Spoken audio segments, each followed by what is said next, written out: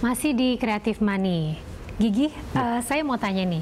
Jadi misalnya total dana yang terkumpul dari donatur itu gimana cara kerjanya sih? Berapa persen dari itu kemudian dipakai untuk operasionalnya WeCare gitu misalnya? Jadi kalau cost structure sih sebenarnya di setiap campaign online yang kita lakukan itu gitu. Yang pertama adalah platform fee, itu untuk operasionalitasnya WeCare sebenarnya, untuk biaya payment gateway, terus pengembangan situs dan sebagainya itu biasanya 5-10% sih. Tergantung apa namanya. Kalau secara umum 5%, tapi kadang-kadang ada organisasi yang kita kerjasama juga kan. Nah itu biasanya antara itulah 5-10% itu sesuai perjanjian di awal seperti itu. Terus yang kedua sebenarnya ada biaya ads sih.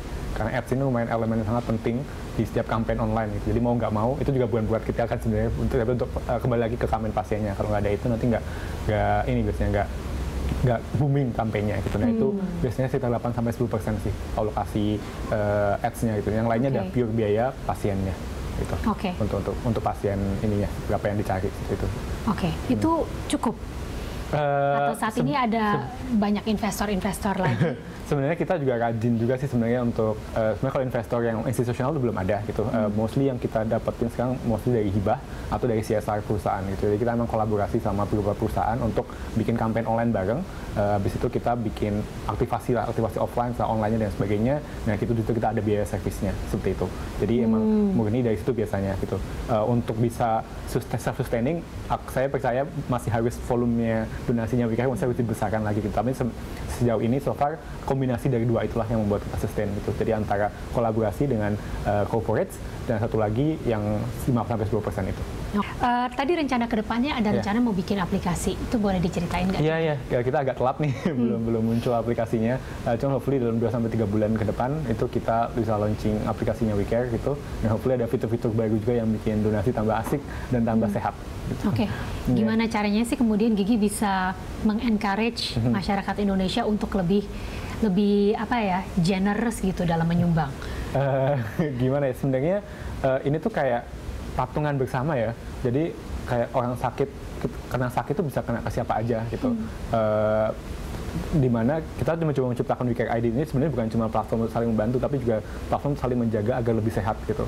Dan disitulah yang kita akan terapkan nanti di aplikasinya gitu. Di sini juga bisa sign up sebagai members. Di situ membersnya juga bisa mendapatkan beberapa benefit yang sifatnya preventive care gitu. Misalnya bisa chatting sama dokter, habis itu bisa bisa dapat diskon-diskon khusus untuk makanan sehat, di gym dan sebagainya yang membantu users agar tidak kolaps kalau misalnya sakit seperti itu. Jadi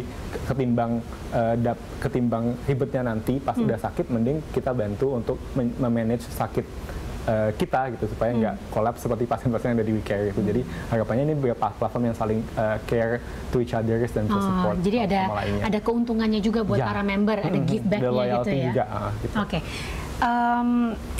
Saat ini WeCare sendiri revenue-nya tuh berapa sih? GMV aja ya, atau GDV, Gross Donation Values gitu. Belum besar-besar banget sih, paling kalau distribusi donasi dan sebagainya itu sebulan antara 1 sampai 2 lah, 1M sampai 2M gitu untuk donasinya sendiri ya gitu. Mungkin dari 5-10% bisa dihitung berapa dari situ.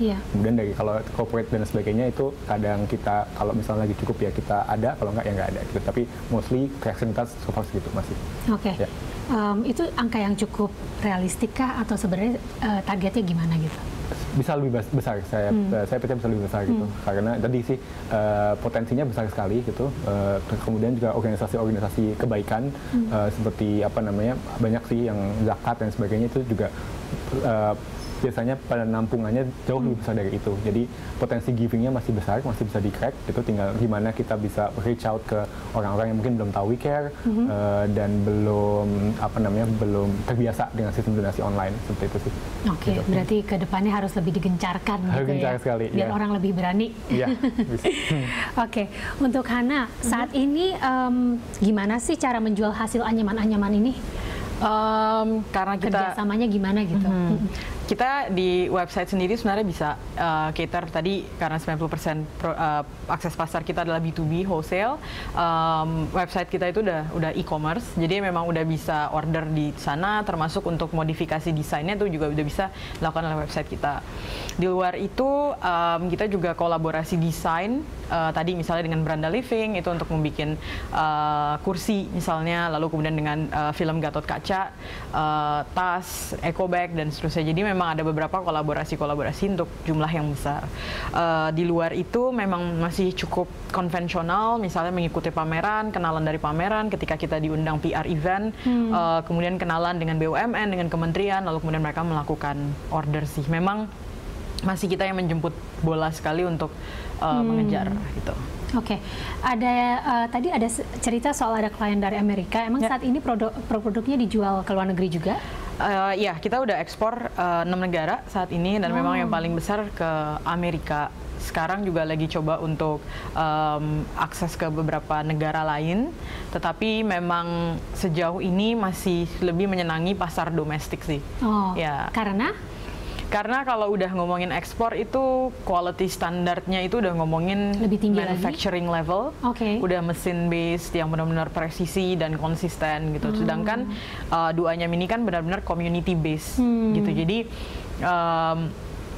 produknya sebenarnya bagus gitu, kualitasnya bagus sekali, warna daunnya sesuai yang kita minta dan seterusnya.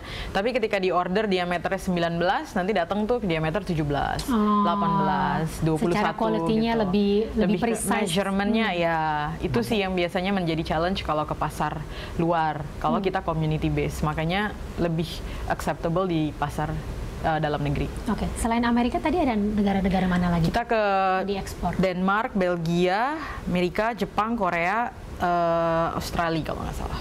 Bener nggak sih, saya dengar katanya orang Jepang lagi demen anyam-anyaman gitu ya? Mereka selalu senang anyaman, ya itu memang type of taste-nya orang Jepang.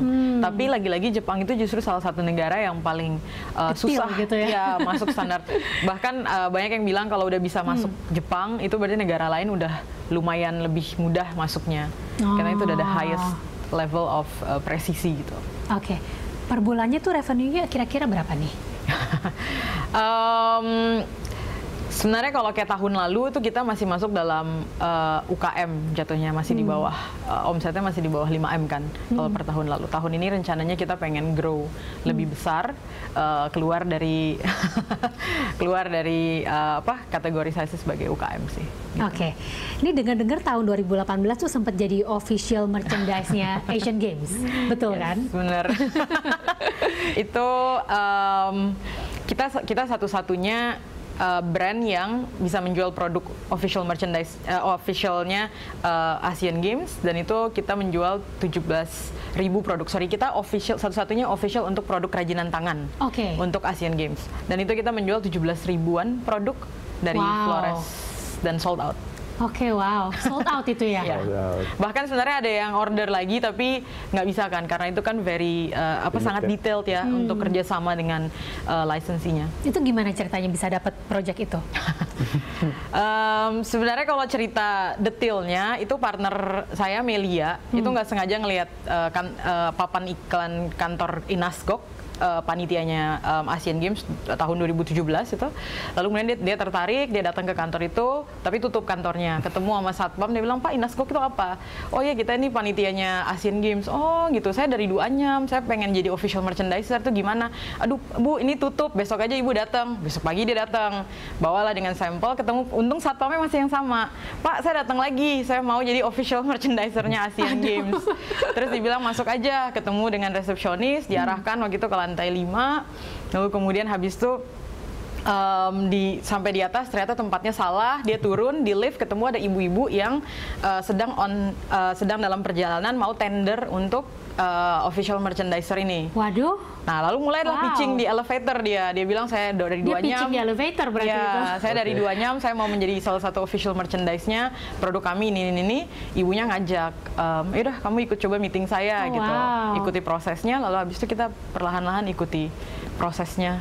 Oke, pemirsa, bagaimana dengan masa depan socialpreneur Duanyam dan WeCare? Tetaplah bersama kami di Creative Money.